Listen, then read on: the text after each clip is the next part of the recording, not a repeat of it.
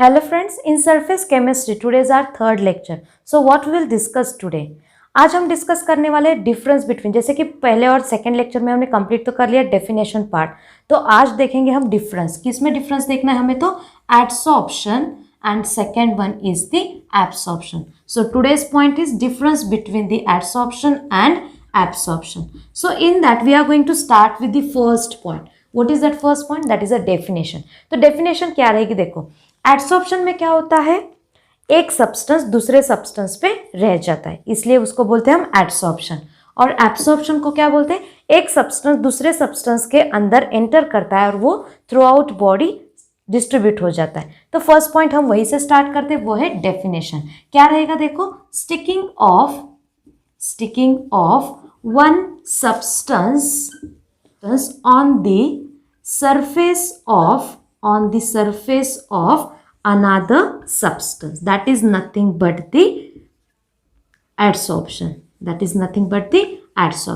What about the absorption? Absorption is the uniform distribution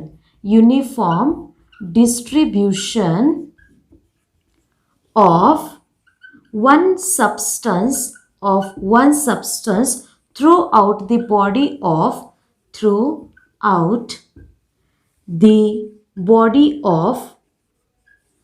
another substance. तो यहाँ पे हो गया अपना फर्स्ट पॉइंट. सेकेंड पॉइंट क्या रहेगा? यहाँ पे मैंने क्या बोला, एक सरफेस पे होता है और एक बॉडी के अंदर. मतलब इसके लिए हम सेकेंड पॉइंट बोल सकते हैं. क्या है? ये है surface phenomena. This is the surface phenomena. और ये जो है वो है बल्क फिनोमिना. तो ये हो गया अपना second point. First one is the surface phenomena और ये है बल्क फिनोमिना. तो ये हो गया second. Now see what is the third point. Third point in that we can say that, जैसे कि एडसॉर्प्शन, यहाँ पे क्या होता है, हीट इवॉल्व होती है, मतलब हीट बाहर जाती है. और यहाँ पे क्या होती है, हीट एब्सॉर्ब की जाती है. मतलब in that adsorption we can say that adsorption is the exothermic reaction or exothermic process, while in case of absorption we can say that it is the endothermic. मतलब heat is absorbed. समझ में आ गया? अभी fourth difference देखते हैं, वो रहेगा temperature related. मतलब अगर टेम्परेचर होता है वहाँ पे, मतलब हम अगर टेम्परेचर इंक्रीज करते हैं तो टेम्परेचर का क्या इफेक्ट हो जाएगा. तो यहाँ पे देखो, adsorption it works at, adsorption जो होता है वो कैसे होता है, तो वो लो टेम्परेचर पे अच्छे से हो जाता है एडसॉर्प्शन.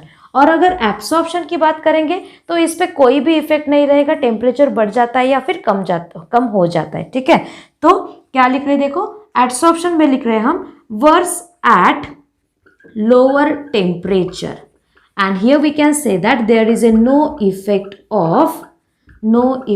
of temperature. समझ में आ गया यहाँ तक?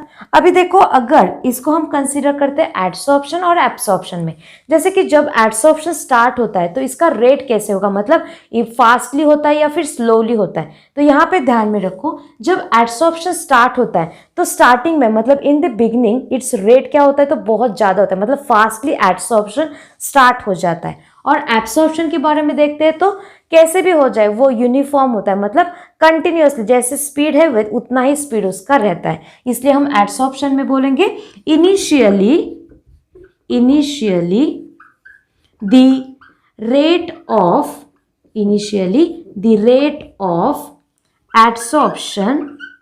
adsorption is rapid. Means initially adsorption is rapid, while if we consider here absorption, in case of absorption we can say that absorption is uniform. मतलब इसका जो रेट होता है एब्सॉर्प्शन का वो कैसे होता है, बिगनिंग हो या फिर एंड हो, वो कैसे रहता है, यूनिफॉर्म रहता है. तो यहाँ पे अगर एग्जाम्पल डिस्कस करेंगे हम, एग्जाम्पल ऑफ द एडसॉर्प्शन और एब्सॉर्प्शन, जैसे कि हमें पता है वाटर क्या होता है, एक सब्सटेंस से एडसॉर्ब होता है और दूसरे से एब्सॉर्ब होता है. मतलब देखो, water vapours which are adsorbed by the silica gel but they are absorbed by the anhydrous calcium chloride. So यहाँ पे एक पॉइंट लिख देते, water vapors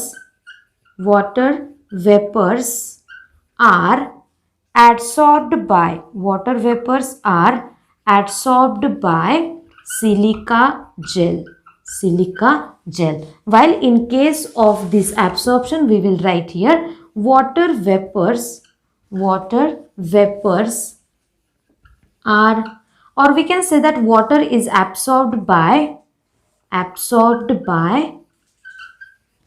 anhydrous calcium chloride, that is the CaCl2। तो यहाँ पे एक एग्जाम्पल हो गया। सेकेंड वन एग्जाम्पल बोल सकते हैं क्या, ammonia, that ammonia is absorbed by the charcoal and in that absorption we can say that ammonia is absorbed by the water.